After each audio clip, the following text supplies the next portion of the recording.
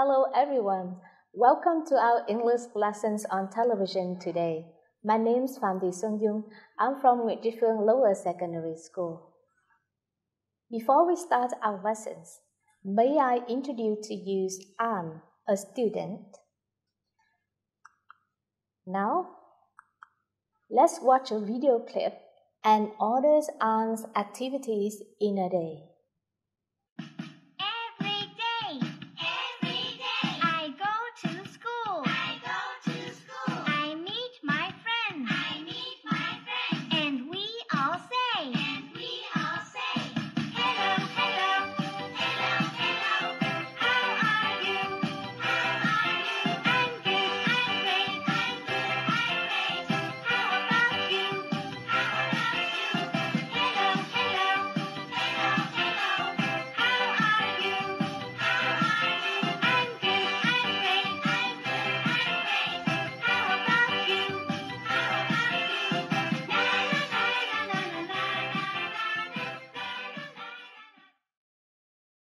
Alright, now can you tell me what is the order? What is the number one? Now we have number one is Anne says goodbye to her parents. Number two, she walks to school. Number three, she misses her friends.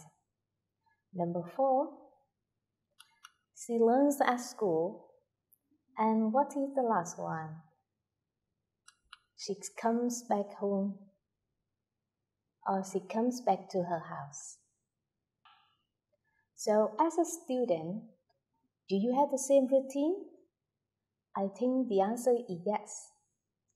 Vậy là học sinh các em có thường làm những hoạt động tương tự như vậy không? Cô nghĩ câu trả lời là có. My school, my house, my friends, they are the topics we have learned in Unit 1, 2, 3. Trường học của chúng ta, ngôi nhà của chúng ta và bạn bè của chúng ta là những chủ đề mà chúng ta đã học ở đơn vị bài học số 1, 2, 3. Today we come to review 1, skills 1. Hôm nay chúng ta đến với phần review 1, phần ôn tập. And today we will have more practice on reading, writing, listening, and speaking with 3 topics: my house, my friends, and my school. Hôm nay chúng ta sẽ luyện tập thêm về 4 kỹ năng nghe, nói, đọc, viết qua 3 chủ đề: my house, my friends, and my school. Open your book, page 36, and be ready for our lesson today. Now, let's come to the first topic. That's in my friends. Now look at the pictures. What is Anne doing? She is writing an email. Now we come to the first skill, reading. Look at this email. What is the subject? That is my best friend, right? Now, you read through the email and tell me who is her best friend.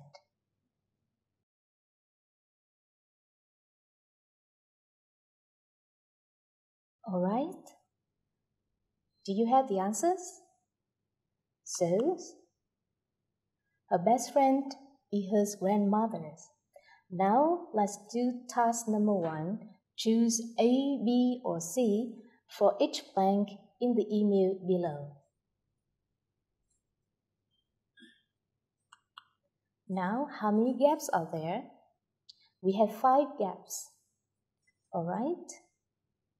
Now I give you some time to do this task.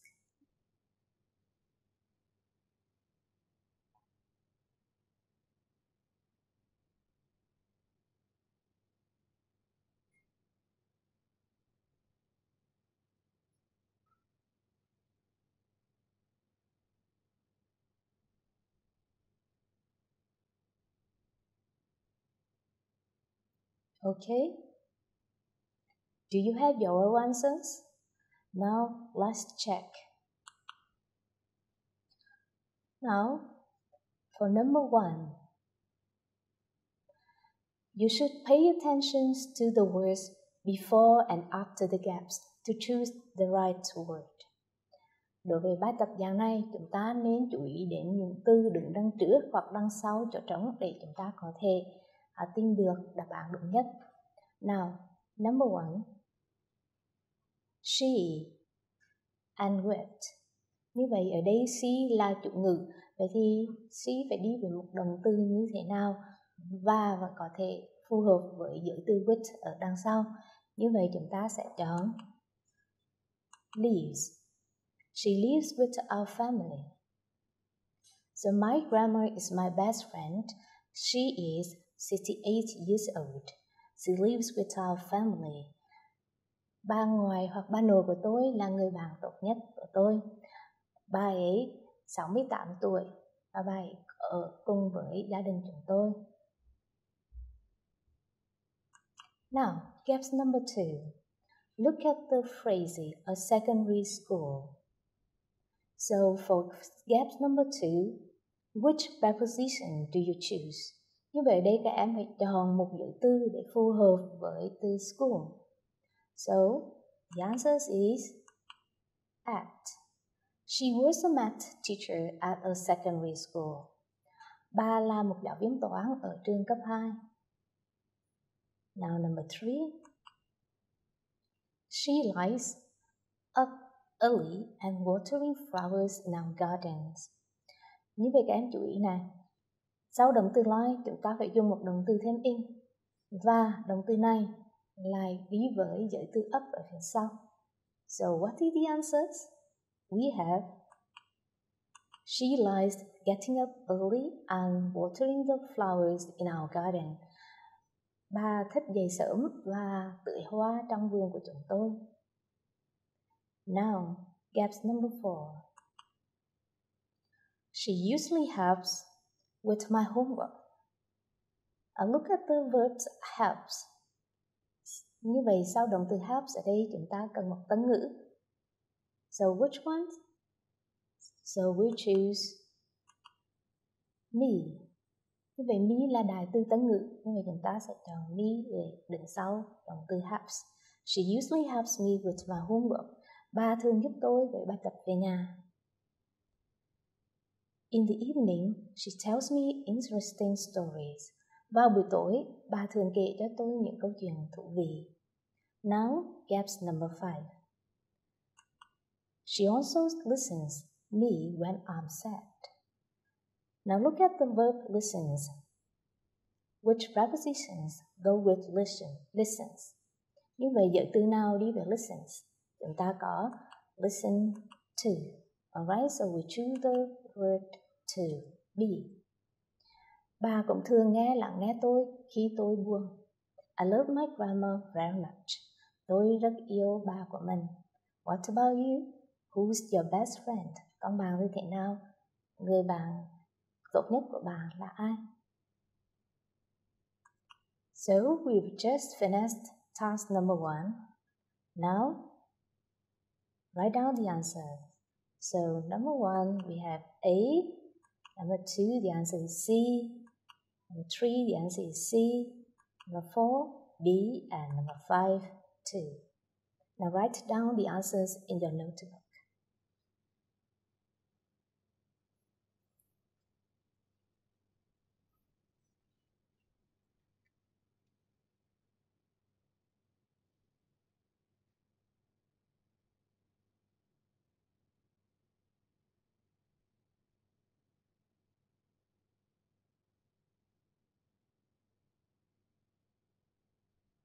Have you finished?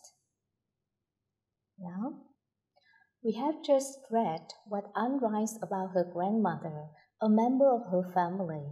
Now we will come to the second topic, my house, where you and your family lives.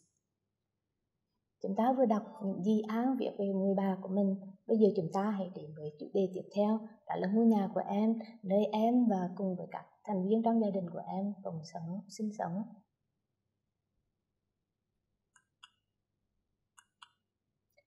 Now, look at task number 2. Anne and me are talking on the phone. Now you listen and fill in each blank with one word. Can you guess what are they talking about when they are talking on the phone? Well, so we can see that Anne and me are talking about me's family. Alright? Now we will listen. Review 1, Units 1, 2, 3. Page 37. Skills. Listening. Activity 4. Anne and me are talking on the phone. Listen and fill each blank with one word. Why is it so quiet, me? Are you home alone? No, everybody is here, but they are in different rooms. Where's your mum? Is she cooking in the kitchen? No, she's watering the plants in the garden. And where's your dad? He's in the living room. What's he doing? He's listening to the radio. What about your younger brother? Is he with your mum? No, he's sleeping in my bedroom. My cousin Bee is here too. What's she doing?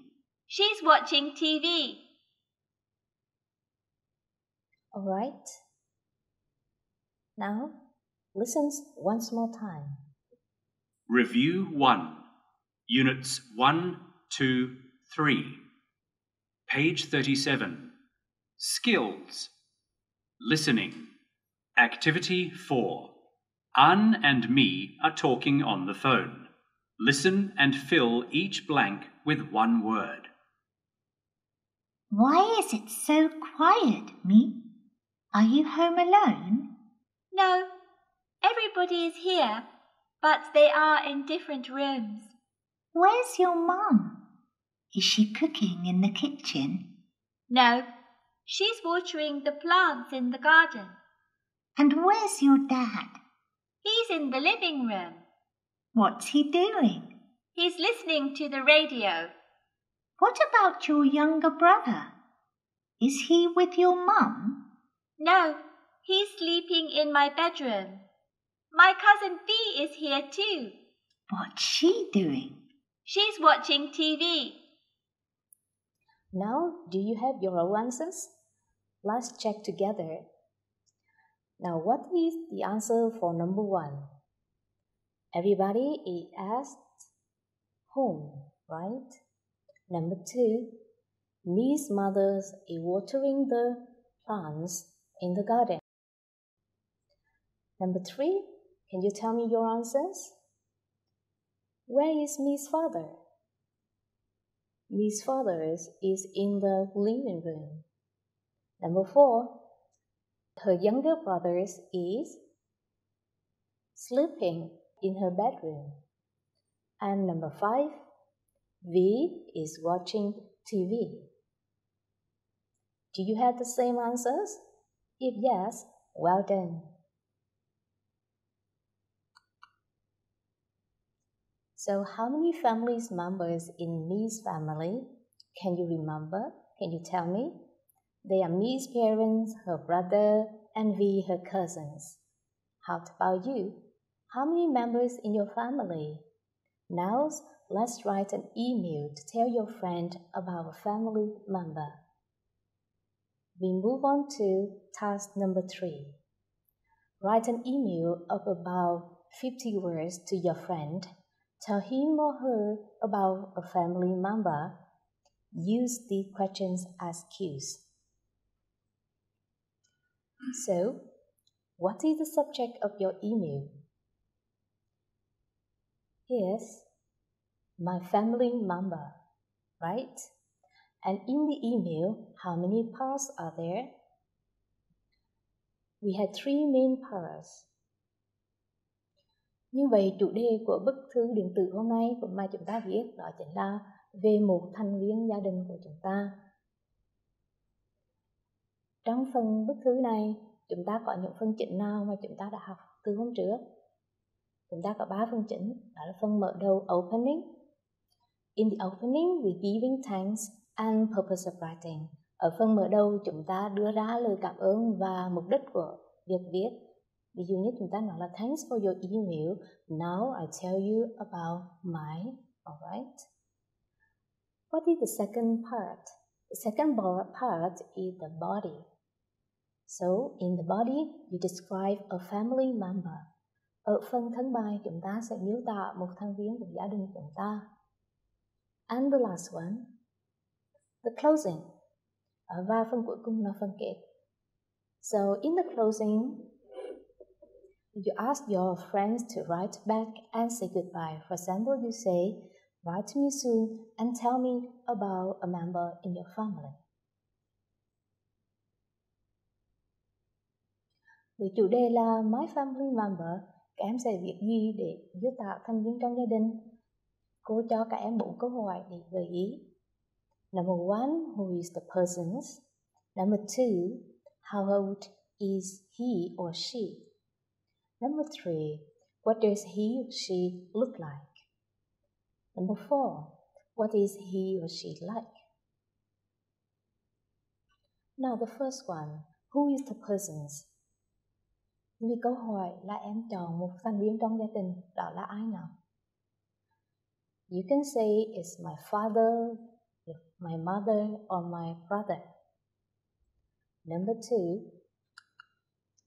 how old is he or she? Các em hãy trả lời xem là thành viên gia đình đó bao nhiêu tuổi. You can say he or she is 40 years old or 45 or 10 years old if that is your younger brother, etc. Number 3, what does he or she look like? Anh ấy hoặc cô ấy trông như thế nào? Như vậy phần này chúng ta phải viết về gì cả em? Chúng ta viết về ngoại hình. Chúng ta hãy sử dụng những tính từ để miêu tả ngoại hình cho phần này. So, you can use the adjective like tall or long black hair or oval face, something like that. Number 4, what is he or she like? Câu hỏi này là hỏi về gì cả em? Đây là câu hỏi về tính cách. Như vậy chúng ta hãy sử dụng những tính từ chỉ tính cách để trả lời cho câu hỏi này. So we use helpful, friendly, kind, etc.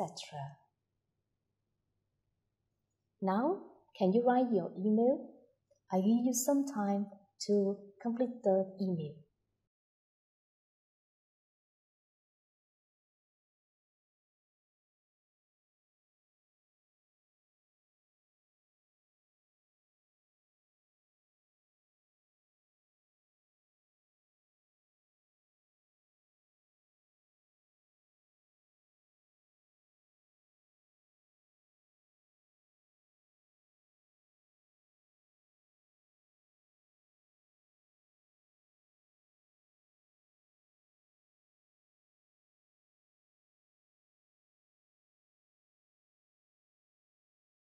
Alright? If you don't have time, you can complete the email at home. Nếu phần này các em không kịp viết, các em có thể để dành sau bài học chúng ta hoàn thành bức thư này. Now, I give you a sample email as a reference. Cô sẽ cho các em xem một lá thư để các em tham khảo.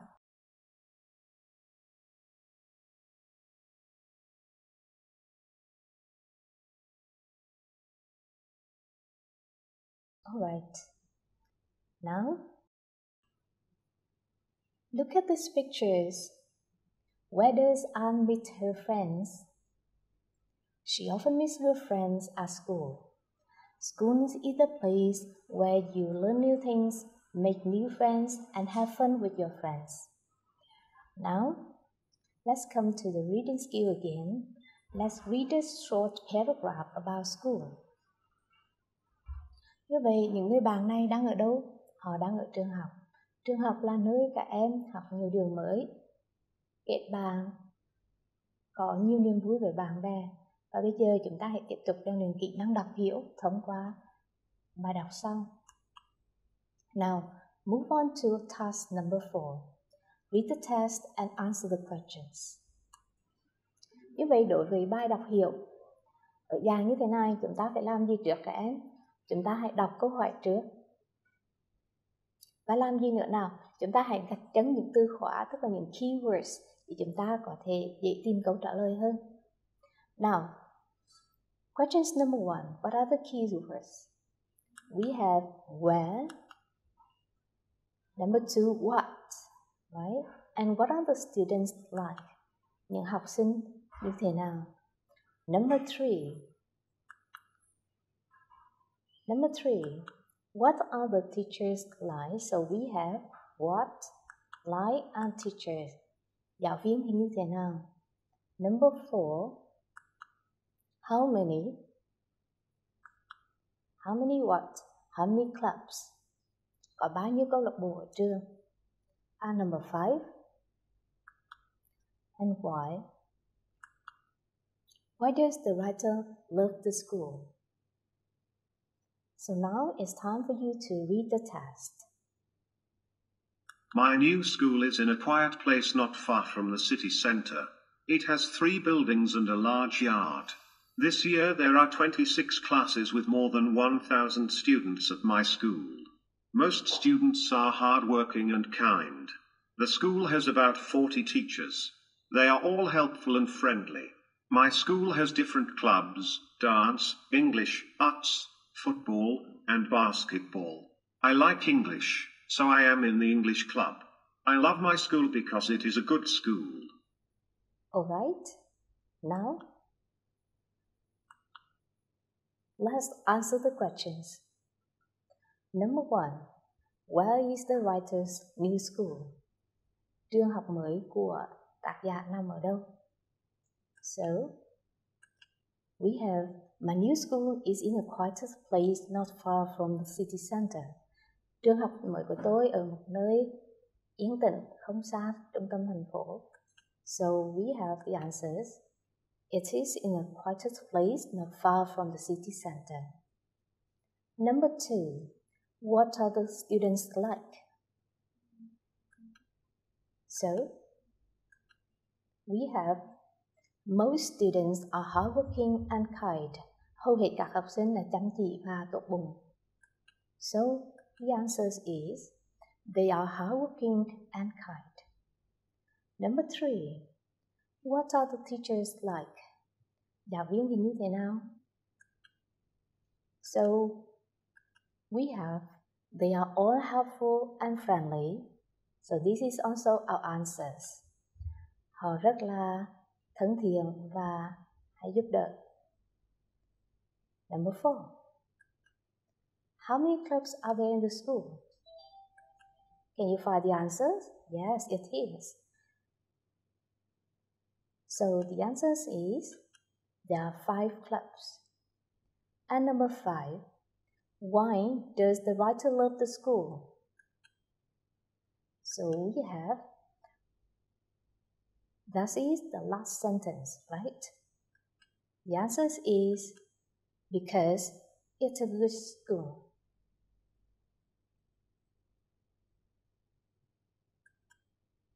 Now it's time to copy down the answers in your notebook.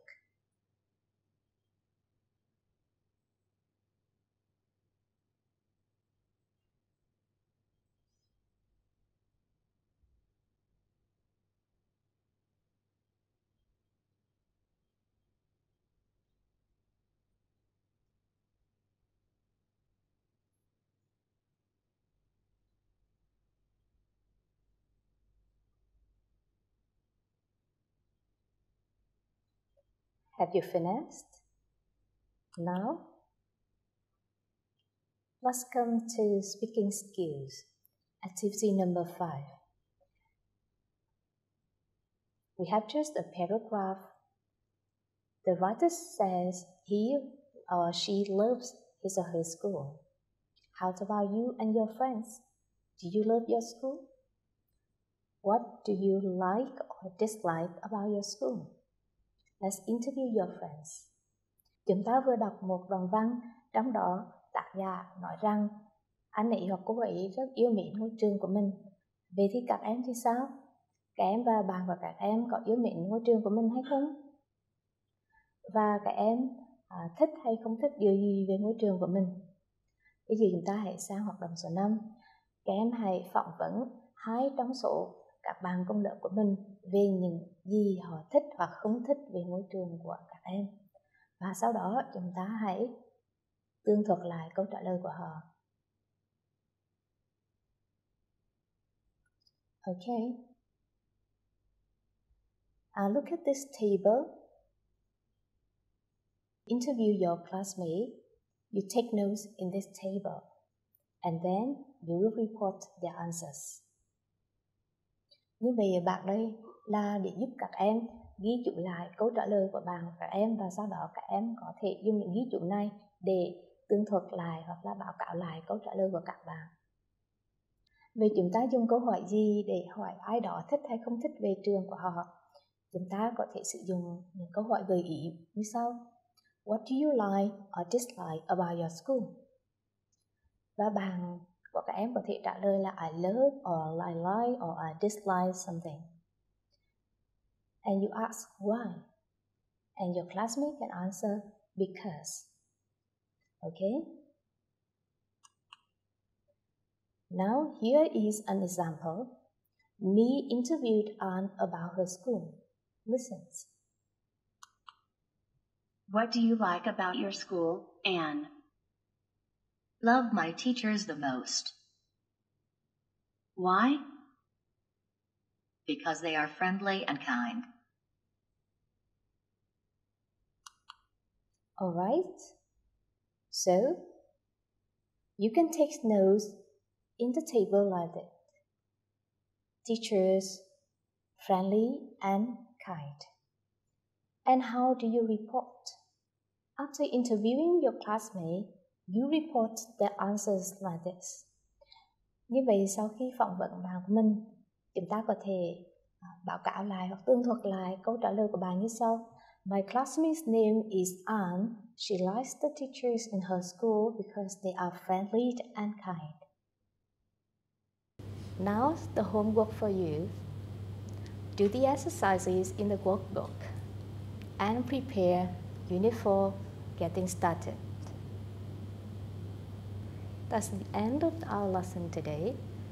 Thank you and goodbye.